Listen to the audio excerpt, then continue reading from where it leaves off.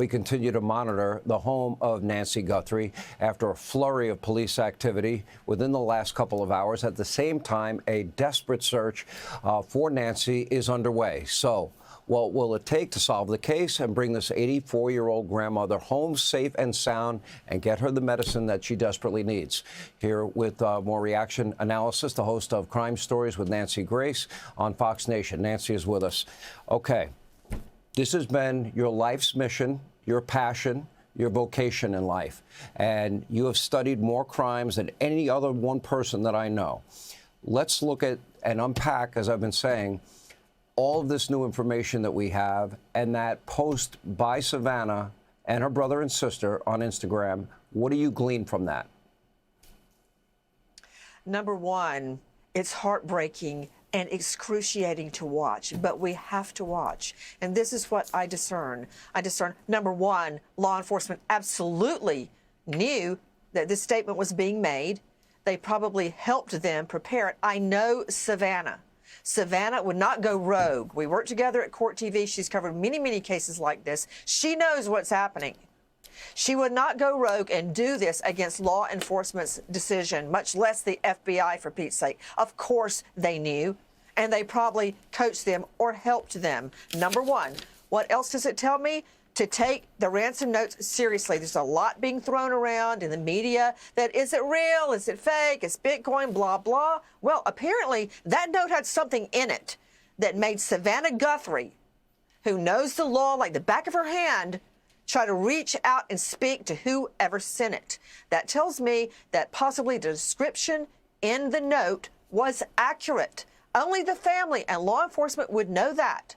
And they have chosen, Savannah and her brother and sister have chosen to engage with whoever wrote those notes. There's something in that note is accurate.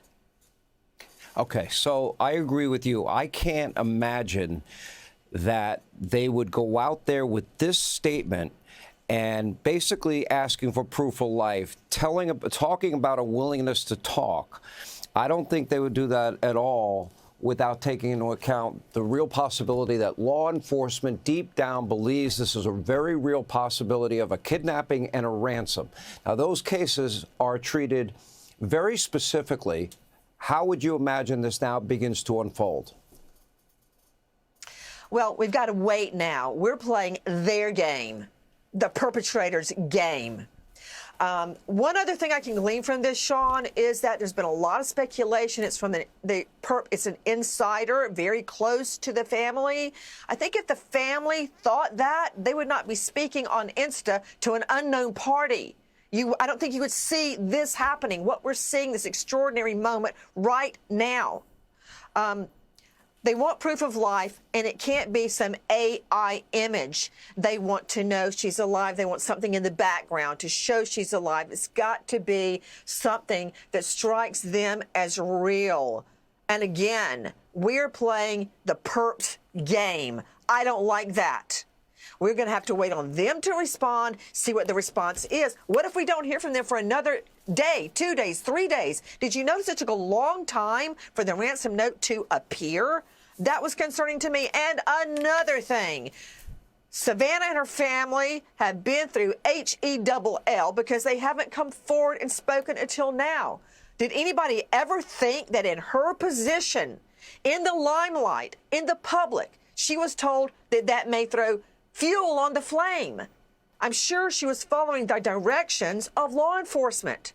And now she's spoken. I hope that makes everybody happy so we can now focus on finding Nancy Guthrie. Okay, let's go back to what we know. Why did they go back?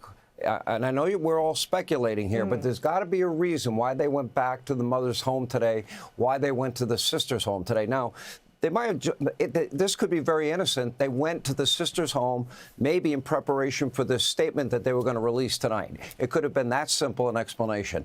And I don't like that people run rogue. The media often rushes to judgment. They were wrong on Richard Jewell, wrong on Duke Lacrosse, UVA, Ferguson, Missouri, Freddie Gray in Baltimore. They're wrong a lot. So we don't like to rush to judgment. You never rush to judgment. But why do you think they went back to the house today? There had to be a specific reason. And it's hard to believe in this day and age, Nancy, help me, that there are cameras everywhere. I know whoever did this ripped that camera out at Savannah's mother's house, at Nancy Guthrie's house. However, what about a neighbor? They had to have somebody that, got every license plate and every person, that walked down that street or drove down that street that night. You cannot tell me in a neighborhood like that there are not security cameras, surveillance throughout. And she was taken in a vehicle. She can't walk past 50 yards, all right? She was taken out that door. We know there's forced entry, but they came out of that front door from the blood that apparently has been identified as Mrs. Guthrie's. The blood ended there. She was put in a car. There's got to be a record of that car. There's got to be some cell phone data somewhere. They've just a needle in a haystack right now. But regarding surveillance, I know they're in a vehicle, and I know we got to track that vehicle. But I want to point out one thing. It wasn't just the agents. They brought dogs, Sean. They brought dogs. What does that mean? Were they looking? Was she taken into the garage? You have to look to see where they're taking the dogs. Then it looked like they were doing somewhat of a grid search around the area, like out into the woods a little bit. Did they get a tip? Or did they think that they had missed something? I thought they opened up the scene way too early. That's just me, having handled thousands of crime scenes. But they went back to that scene. That scene could have been tampered with by now. Nancy, close the scene. Okay, we have cadaver dogs. We have drug dogs. There are dogs that are trained specifically to seek out electronics that may be hidden somewhere. I mean, it could have been any number of reasons why those dogs were brought in there. But you're right, they did expand outside into the property. Okay, what do you think they're looking for? I think that they may be looking for the approach into the home. There have now been reports of a male that does not live in the neighborhood that had been in the area leading up to the time that Nancy was taken. Are they trying to pick up a scent there? I think that they've gotten a tip.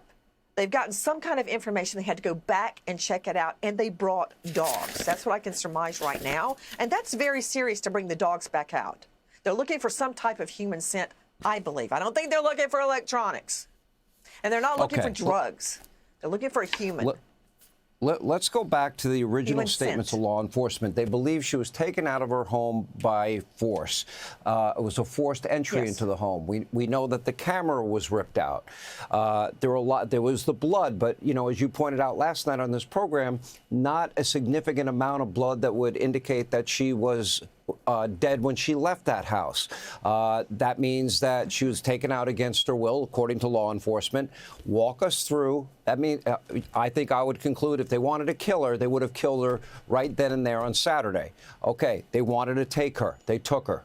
Now, as you look at each little piece of that puzzle, having gone over, thousands and thousands of cases throughout your career, what does it tell you?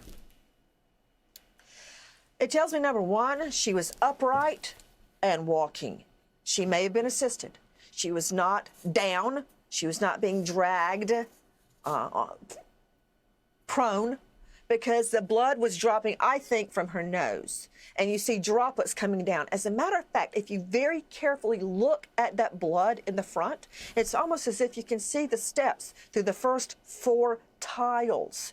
There's a drop or two of blood on each tile. She's being led out of that house, and based on the blood, she is still upright. That's very significant in my mind. She's alive at that point. That's what I think. If this were random, they would have killed her, robbed her, raped her, and left her body in that home. That's harsh. I know it's harsh, but I'm dealing with the facts. She's not there. That's not what this is about, which gives credence to the ransom notes. And now we see the family coming out. They're giving credence to the ransom notes, too. Or are they grasping at straws? I don't think so. There's something in that note that rings true to the crime scene or what Mrs. Guthrie was wearing.